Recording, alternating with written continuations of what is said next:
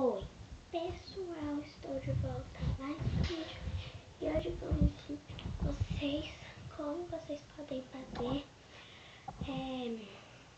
sucrilhos em uma vasilhinha. Então, para isso vocês vão precisar do potinho do Kinder Ovo,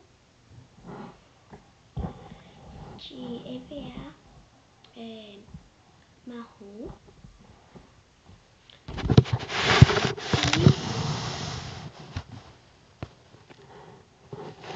e de um furador. É muito simples, e de uma tesoura.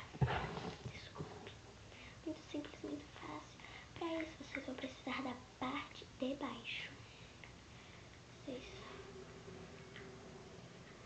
vão depois eu mostro. Pronto, pessoal, ficou bem assim.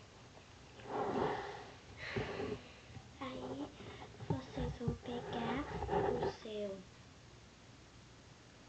EVA, vão fazer vários furos.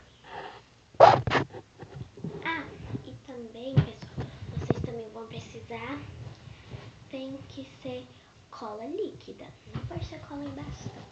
Aí você vai pegar seu pote, vai passar muita cola nele.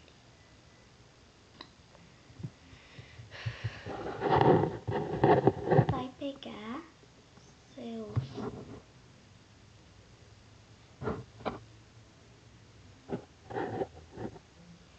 vai jogar, vocês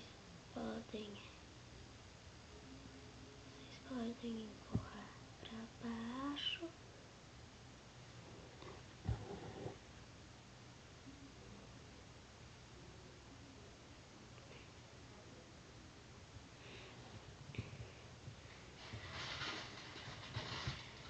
E está pronto. Ficou neste modelo. A cola é para ser leite. Só pode ser cola porque quando secar vai ficar duro. Aí não vai vazar.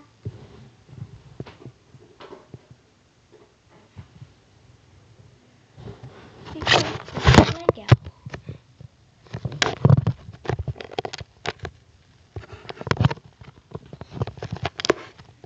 Eu gostei e vou fazer porque ficou bom. Então, até o próximo vídeo e tchau!